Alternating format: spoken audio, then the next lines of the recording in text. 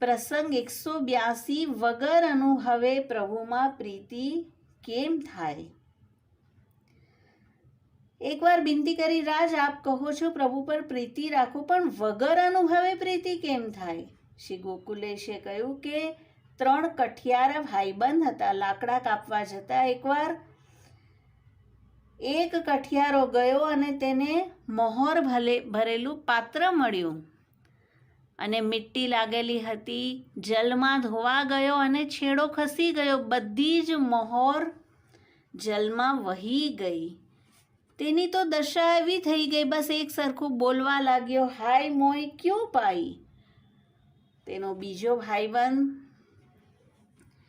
તેની પાસે આવ્યો અને થયું કે આ શું બોલી રહ્યો છે? અને જ્યારે પૂરું વૃત્તાંત જાણ્યું તો કહ્યું કે પાઈ તો પાઈ, ધોઈ ક્યું?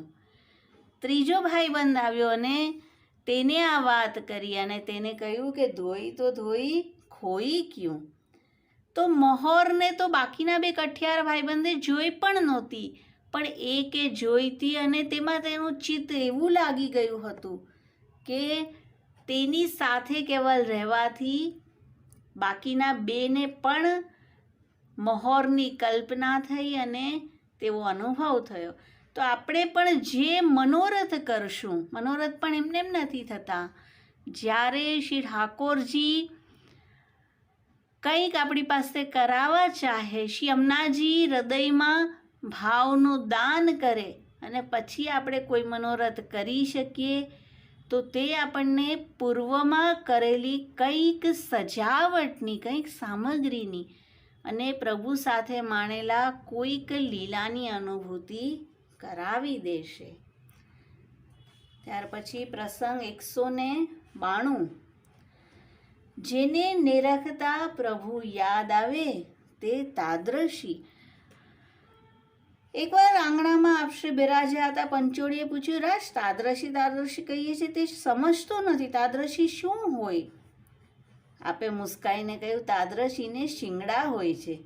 પંચોળી કશું બોલ્યા નહીં. આપે કહ્યું, પંચોળી કશું સમજ્યો? તેણે કહ્યું, ના રાજ, હું શું સમજું? જેનો સંગ થતા પ્રભુ યાદ આવે, પ્રપંચ વિસ્મૃત થઈ જાય, તે તાદ્રશી. ભક્તના મોઢા પર તેવું ભક્તિનું કે પ્રભુ પ્રત્યેના પ્રેમનું તેજ હોય કે જેને લીધે જોતા જ પ્રભુની સુધી થાય.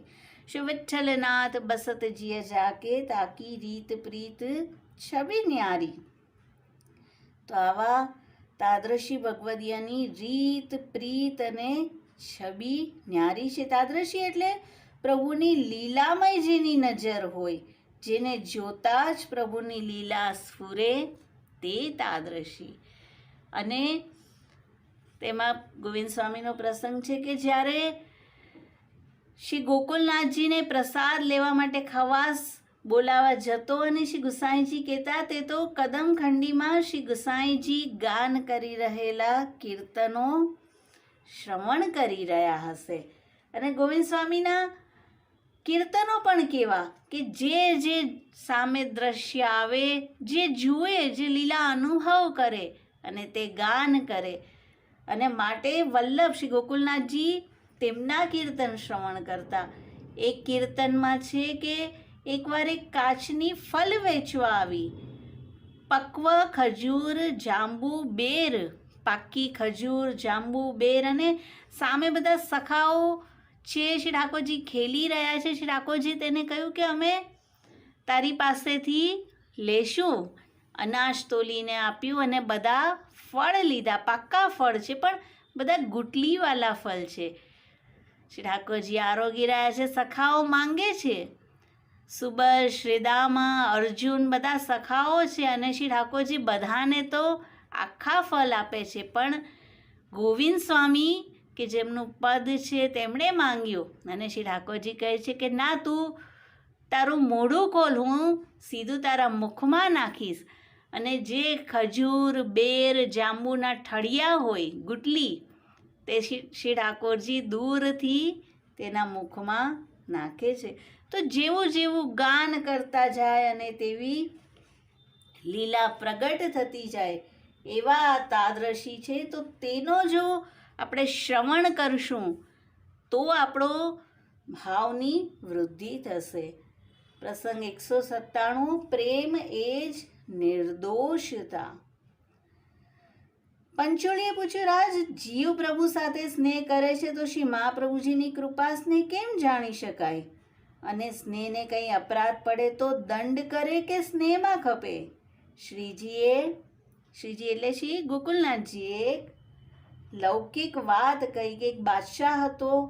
એક સ્ત્રી પર બહુ જ પ્રીતિ હતી. બાદશાહ તેના હાથનું પાણી પીતો અને બહુ કિંમતી રત્ન જડિત પ્યાલો માટે પાણી પીતો. એકવાર આ પ્યાલો સ્ત્રીથી ફૂટી ગયો. બાદશાહને બીક લાગી અને તે ડરીને બાદશાહ પાસે ન આવી. બાદશાહે બધી વાત જાણી અને સ્ત્રીને કહ્યું કે એક પ્યાલો ફૂટી ગયો તેમાં તું શા માટે ગભરાય છે? તારા નામ પર તો 1000 પ્યાલા વારી નાખું. આમ કહી બાદશાહે અનેક પ્યાલા તોડી નાખ્યા. તો લોકની પ્રીતિ આવી છે તો અલૌકિકની સ્નેહની તો શું વાત કરવી. અને પ્રસંગ ગોવિંદ સ્વામીનો જોઈએ કે જેવો રાજભોગ સરે શ્રીજીનો અને ગોવિંદ સ્વામી પ્રસાદ લેતા. વૈષ્ણવ ફરિયાદ કરે છે કે કૃપાનાથ આરતી પણ થવા નથી દેતા. અને શ્રી ગુસાઈજીએ ગોવિંદ સ્વામીને પૂછ્યું કે તમે કાલથી હવે શ્રીજીની આરતી થાય, તાલામંગલ થાય પછી મહાપ્રસાદ લેજો. અને બીજે દિવસે શ્રીજીએ શ્રી ગુસાઈજીને કહ્યું કે કાલે તો ગોવિંદદાસને આપે મહાપ્રસાદ લેવામાં વિલંબ કરાવ્યો તો અમને વનમાં જવામાં અવેર થઈ. અમારો ઘોડો છે ગોવિંદદાસ અને કેવા સેવક છે કે જ્યારે ઘોડો થઈને જઈ રહ્યા છે અને લઘુશંકાની બાધા થઈ અને શ્રીજીને વિનંતી કરે છે, પ્રભુ આપ તનક નીચે ઉતરો તો હું અમારો દેહ ધર્મ કરી લઉં.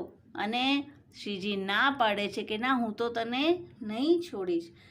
જેવી રીતે ઘોડો કરે તેમ તું કરી લે. અને આવી અવસ્થામાં પણ શ્રીજી તેને છોડવા તૈયાર નથી. તો કેવા બધા સેવકો છે, કેવો એમનો સ્નેહ છે. પ્રસંગ 200. થોડું કરવું પણ પ્રેમથી કરવું. અરણ્યમાં કોઈ તલાવડી હોય, તેમાં જલ હોય અને કોઈ મુસાફિર જલથી તરસ્યો શ્રમિત આવે તો જલ જોઈ પાન કરે તો તેના માટે સ્વાતિ સમાન જલ થાય. અને મૃગજળ બહુ હોય પણ તે જૂઠું છે. તો શ્રી ગોકુલનાથજી કહે છે થોડું બને પણ પ્રેમથી બને તે ફલરૂપ છે. ખૂબ કરે તેવું દેખાય પણ પ્રેમ ન હોય તો તે મૃગજલ સમાન છે. ક્યાંક મોટા મોટા ઉત્સવોના દર્શનો વગેરે કરીને જો આપણામાં ભાવમાં શિથિલતા આવી જાય કે નહીં, અમારી પાસે તો આવું સાહિત્ય નથી, અમે કઈ રીતે કરીએ, તો તે ઉલટાનું આપણો જે પણ સૂક્ષ્મ કરતા હશું તેમાં આપણે પાછા પડશું. તો ભલે થોડું કરશું પણ પ્રેમને સાક્ષી રાખીને કરીએ તો પ્રેમ દેવ તે પ્રભુને પહોંચાડે છે. પ્રેમ દેવ જ 14 લોકનો રાજા હોય. અરે પ્રભુનો પણ પ્રભુ પ્રેમ છે, તેથી પ્રભુ પ્રેમને શરણે રહે છે.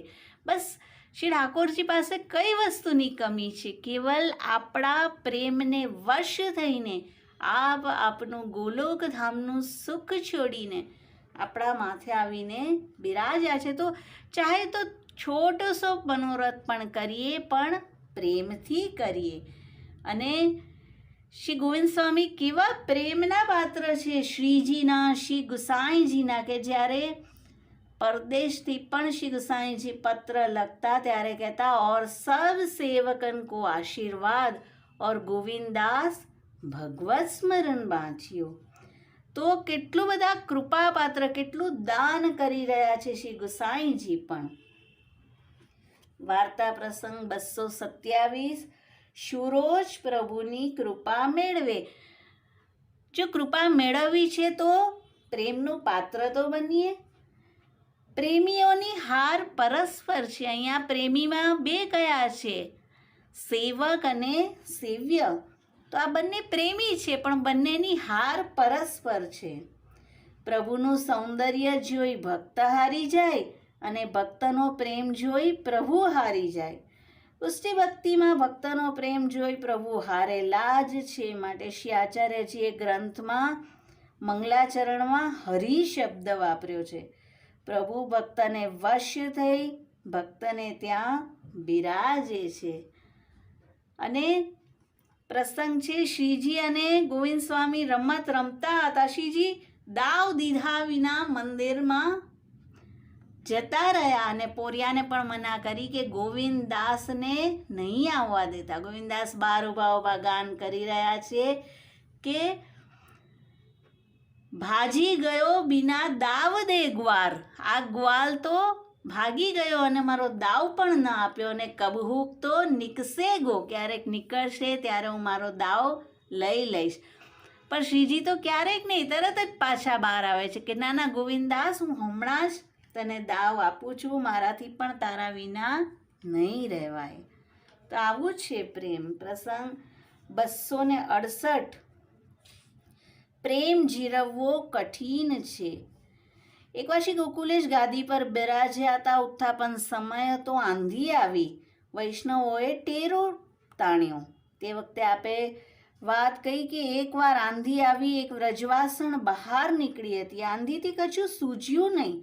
આથી વચમાં ગલીમાં આવીને હાથ પકડ્યો. તેની આંખો લાલચોળ થઈ અને તેને કહ્યું કે તું કોઈને કહીશ નહીં. વ્રજવાસણ ઘરે ગઈ. સાસુએ પૂછ્યું તું ક્યાં ગઈ હતી? આ સાંભળી તેનું ગળું રૂંધાઈ ગયું અને દેહ છૂટી ગયો. પ્રભુ કયા સમયે કોને સ્વરૂપાનંદનું દાન કરે છે તે કહી શકાતું નથી. વ્રજવાસણનો હાથ વંટોળિયામાં શ્રી ઠાકોરજીએ પકડ્યો છે અને શબ્દ દ્વારા સર્વાંગે આનંદનું દાન કર્યું. આનંદ કોઈને કહેવાની ના પાડી તો સાસુએ પૂછ્યું તો જવાબ કેમ અપાય? તો આપણો આ જે અધિક માસનો જે સ્નેહ છે આપણા પ્રભુ સાથેનો, તે એકાંતિક હોવો જોઈએ. ક્યાંય આપણે બહાર તેનું પ્રદર્શન ન કરતા ફરીએ. તો પ્રેમ આવી વસ્તુ છે કે તેનો સ્વાદ જીરવવો કઠિન છે. અને શ્રી ગોવિંદ સ્વામીએ પણ સરસ લીલાના 252 પદ રચ્યા હતા. શ્રી ગુસાઈજીએ કહ્યું કે આ તો શ્રી યમુનાજીમાં વહાવી દો.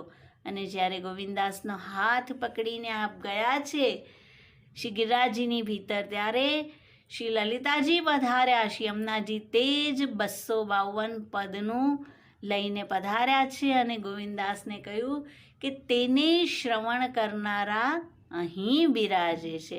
તો આપણે જે પણ કરીએ તે ગોપ્ય રાખીએ, બધે પ્રગટ ન કરીએ. તે પ્રેમની સાચું સ્વરૂપ છે. અને પ્રસંગ 271મો. સાચી સતીને વાગદાન પણ બસ છે. એક દિવસે એક કુંવારીના સ્નેહની વાત કરી. કુંવારી કન્યા હતી. વિવાહ કરવા ગાતા ગાતા આવતા હતા. ત્યાં 17 વર્ષનો તેનો પતિ લડાઈમાં મરાયો અને આ લડાઈમાં સર્વ માર્યા ગયા. આ વાત કુંવારી કન્યાએ જાણી. તેને બાપને કહ્યું આ કુટુંબ તો નાશ પામ્યું, મને સતી કરો. બાપના મનમાં એમ થયું કે આવતા વર્ષે તેના બીજા જોડે લગ્ન કરશું. કન્યાએ કહ્યું હું બીજી જગ્યાએ વિવાહ નહીં કરું. ત્યારે બાપે તેને કહ્યું બેટી તું રહી. આટલું સાંભળતા જ તે બેટીના પ્રાણ નીકળી ગયા. તો પ્રેમનું દાન એક જ સ્થાને થઈ શકે. અહીંયા કેવળ વાગદાન હતું, પણ ખરી સતીને તો વાગદાન પણ સાચું પ્રેમદાન છે. તો આપણો સ્નેહ આપણા સેવ્ય સ્વરૂપમાં એવો લાગેલો હોવો જોઈએ કે પછી કોઈ અધિક પ્રલોભનો આપણને આપણા શ્રી ઠાકોરજીથી દૂર ન કરી શકે. ગોવિંદ સ્વામીની બેટી જ્યારે આવી હતી સસુરાલથી અને કાનબાઈએ કહ્યું કે હવે તો બેટી આજે જઈ રહી છે, તેનું તે કશું સમાધાન કર્યું કે નહીં? અને ગોવિંદદાસ કહે છે મન તો એક જ છે કે જે શ્રીજી પાસે છે, હવે બેટીમાં કેવી રીતે લગાડું? તો આવો સ્નેહ છે ગોવિંદદાસ અને શ્રીજીનો પરસ્પર.